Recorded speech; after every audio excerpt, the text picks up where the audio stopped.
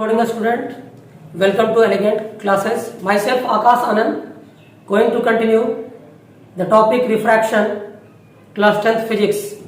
अब तक के दो वीडियोस के माध्यम से आप लोग रिफ्रैक्शन क्या होता है, रिफ्रैक्शन के लॉज क्या क्या होते हैं, रिफ्रैक्टिव इंडेक्स क्या होता है, रिलेटिव रिफ्रैक्टिव इंडेक्स क्या होता है, एब्सोल्यूट रिफ्रैक्टिव इंडेक्स क्या होता है और रेक्टेंगुलर ग्लास स्लैब से रिफ्रैक्शन कैसे होता है और कंजक्यूटिव मीडियम से लाइट का रिफ्रैक्शन कैसे होता है, इन सब चीजों की जानकारी आपको दे दी गई है।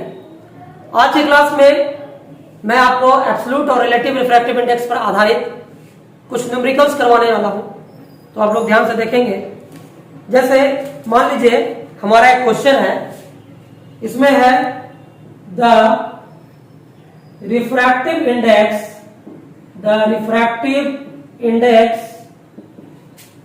of water is 4/3 and for glass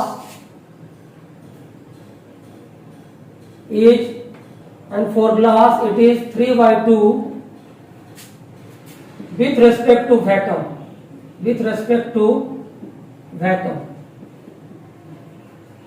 इसमें निकालना क्या है, what is the refractive index,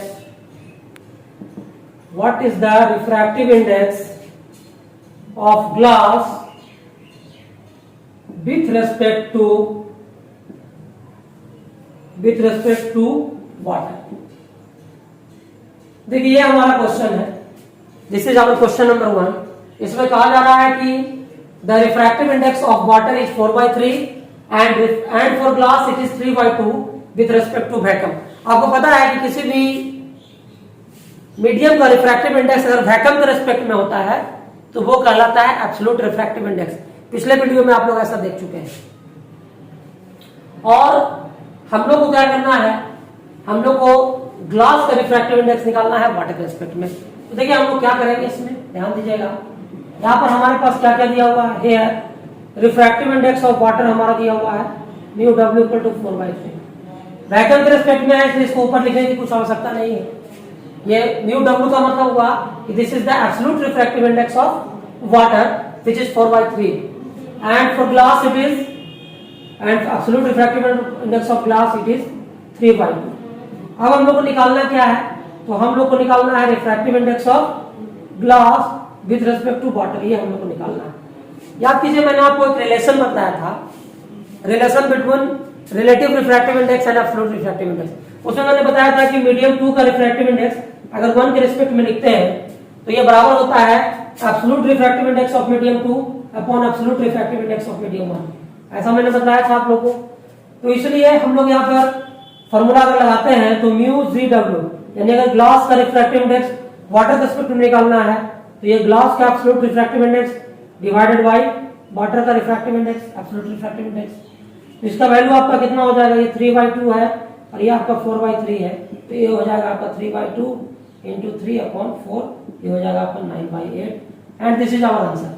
इस तरह से हम लोग निकाल चुके हैं कि ग्लास का रिफ्रैक्टिव इंडेक्स वाटर के रिस्पेक्ट में क्या होगा। ये क्वेश्चन सॉल्व हो चुका है, न्यूमेरिकल सॉल्व हो चुका है, आप इसका स्क्रीनशॉट ले सकते हैं। चलिए अब हम लोग अगले प्रश्न की ओर बढ़ते हैं और हमारा अगला प्रश्न जो है वो क्या करता है, इस पर थोड़ा ध्यान देंगे। चलिए अगले प्रश्न की ओर बढ़ रहे हैं।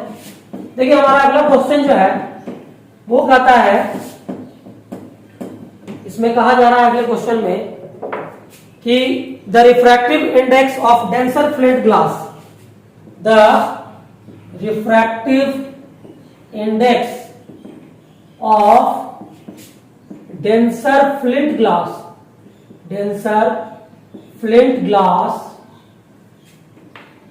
is 1.65 and for alcohol it is 1.36 with respect to vacuum।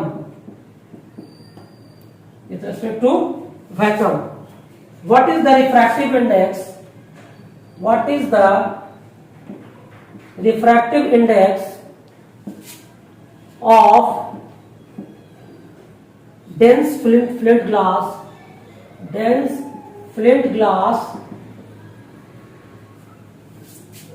with respect to alcohol। देखिए ये हमारा क्वेश्चन है। देखिए उसी तरह का क्वेश्चन है, इसमें कहा जा रहा है आपको कि the refractive index of dense flint glass का रिफ्रैक्टिव इंडेक्स आपका 1.65 है और अल्कोहल का रिफ्रैक्टिव इंडेक्स आपका 1.36 है विद रिस्पेक्ट टू वैक्यूम के रिस्पेक्ट में यानी एब्सोल्यूट रिफ्रैक्टिव इंडेक्स है। तो आपको डेंस फ्लिंट ग्लास का रिफ्रैक्टिव इंडेक्स अल्कोहल के रिस्पेक्ट में निकालना है। इसी तरह का क्वेश्चन है जो आप पहले बना चुके हैं।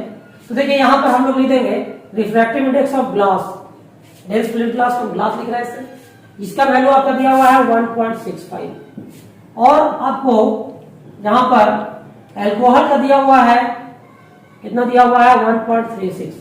आपको किसका रिफ्रैक्टिव इंडेक्स निकालना है, तो आपको डेंस फ्लिंट ग्लास का रिफ्रैक्टिव इंडेक्स निकालना है विथ रेस्पेक्ट टू अल्कोहल निकालना है, ये निकालना है आपको। फिर से वही फॉर्मूला लगाएंगे, mu G ALC equal to क्या होगा, absolute refractive index of glass by absolute refractive index of alcohol. तो ग्लास का रिफ्रैक्टिव इंडेक्स आपको कितना है, ये आपका है 1.65 है और इसका वैल्यू 1.36 है ना।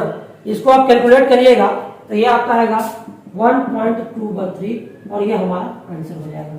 ठीक है, तो आप इस सॉल्यूशन का भी स्क्रीनशॉट ले सकते हैं। सिंपली ये जो है बन गया। अब देखिए मैं आपको एक बात और यहाँ बताना चाहूंगा, अगर विथ रेस्पेक्ट टू वैक्यूम नहीं दे करके, ये दोनों प्रॉब्लम की मैं बात कर रहा हूँ, उसके पहले मैंने जो प्रॉब्लम बताया था वो, या अभी मैं जो प्रॉब्लम बता रहा हूँ जो इसमें विथ रेस्पेक्ट टू वैक्यूम है, अगर वैक्यूम की जगह एयर भी दिया हुआ रहेगा तो हम उसको एब्सोल्यूट ही मान के चलेंगे, वो ऑलमोस्ट बराबर ही माना जाएगा वैक्यूम को और एयर को। ऐसा हालांकि रियली ऐसा है नहीं, बट प्रॉब्लम सॉल्व करते समय अगर विद रिस्पेक्ट टू वैक्यूम की जगह एयर भी रहेगा तब भी हम लोग इसी टेक्निक का इस्तेमाल करेंगे। ठीक है, तो चलिए अब जो है अगले प्रश्न की ओर बढ़ते हैं। चलिए अब अगला प्रश्न जो है उसको हम लोग देख लेते हैं। देखिए आपको पता है, आप लोग पढ़े हैं कि लाइट जो है वो एक तरह का इलेक्ट्रोमैग्नेटिक वेव है ना। तो आप 9th क्लास में एक रिलेशन पढ़े होंगे V = F लैम्डा। आप ऐसा पढ़े थे 9th क्लास में, साउंड चैप्टर में। V होता है वेलोसिटी ऑफ वेव, F होता है फ्रीक्वेंसी ऑफ वेव और लैम्डा होता है वेवलेंथ ऑफ वेव। यानी एक रिलेशन है वेव वेलोसिटी, फ्रीक्वेंसी और वेवलेंथ के बीच। तो देखिए ये रिलेशन जो है यहाँ लाइट के केस में भी एग्जिस्ट करेगा, क्योंकि लाइट भी तो एक तरह का वेव ही है। आपको पता है कि लाइट क्या है, तो लाइट एक तरह का इलेक्ट्रोमैग्नेटिक वेव है। तो लाइट का जो स्पीड है उसको हम लोग C से डिनोट करते हैं, लाइट के स्पीड को हम लोग C से डिनोट करते हैं, है ना। लाइट के फ्रीक्वेंसी को हम लोग न्यू से डिनोट करते हैं, ये न्यू है। ये लाइट का क्या है, ये लाइट का स्पीड ऑफ लाइट है, this is speed of light. और ये जो न्यू है ये क्या है, फ्रीक्वेंसी है, ये फ्रीक्वेंसी ऑफ लाइट है। और ये जो लैम्डा है, ये लैम्डा होता है wavelength of light, wavelength of light. देखिए ये रिलेशन जो है इस पर भी न्यूमेरिकल्स में बताने वाला हूं, इसलिए मैं आपको इस चीज को बता रहा हूं कि C = न्यू लैम्डा। C क्या है, स्पीड ऑफ लाइट वेव है, न्यू क्या है, फ्रीक्वेंसी ऑफ लाइट वेव है, और लैम्डा क्या है, वेवलेंथ ऑफ लाइट वेव। ठीक है, तो इस पर भी हम लोग प्रॉब्लम्स देखेंगे।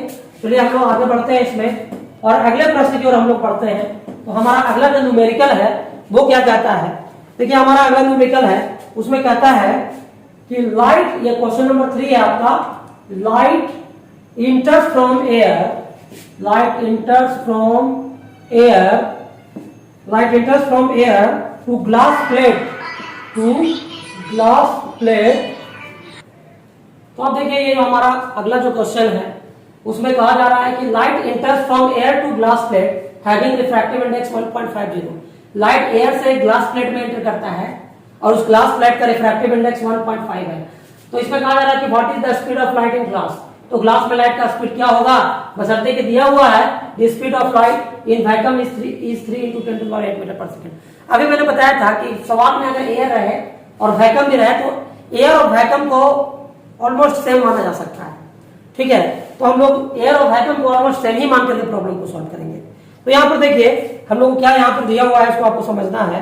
यहाँ पर दिया हुआ है रिफ्रैक्टिव इंडेक्स ऑफ ग्लास। देखिए यहाँ पर आपको दिया हुआ है रिफ्रैक्टिव इंडेक्स ऑफ ग्लास। यार क्या क्या दिया हुआ है, रिफ्रैक्टिव इंडेक्स ऑफ ग्लास आपका दिया हुआ है 1.50। ठीक है, और अब बताइए कि अगर रिफ्रैक्टिव इंडेक्स ऑफ ग्लास अगर दिया हुआ है 1.50, तो इसको आप क्या लिख सकते हैं? इसको आप लिख सकते हैं speed of light in air, या वैक्यूम भी कह सकते हैं, एयर या वैक्यूम, और by speed of light in glass, ऐसा लिख सकते हैं। आपको मैंने बताया था ना, ये मैंने बताया था कि μ21 इक्वल टू C1/C2, ऐसा मैंने बताया था। पहले वीडियो में आप देखे होंगे कि मीडियम 2 का रिफ्रैक्टिव इंडेक्स अगर 1 के रिस्पेक्ट में लिखते हैं तो ये होता है मीडियम 1 में लाइट का स्पीड अपॉन मीडियम 2 में लाइट का स्पीड का रेशियो, है ना। या फिर तो इसी तरह से हम इसको ऐसे कर सकते हैं। तो देखिए यहाँ पर इसका वैल्यू क्या दिया हुआ है? इसका वैल्यू दिया हुआ है 1.50, और लाइट का स्पीड एयर में या वैक्यूम में कितना लिया जाता है? 3 × 10⁸ मीटर पर सेकेंड। और ग्लास में लाइट के स्पीड को हम मानते हैं CG, C for speed of light in glass. तो यहाँ पर देख लीजिए CG का वैल्यू कितना हो जाएगा? 3 × 10⁸ अपॉन 1.50। तो ये 1.50 3 से 2 बार में कट जाएगा, तो ये 2 × 10⁸ मीटर पर सेकेंड आ जाएगा।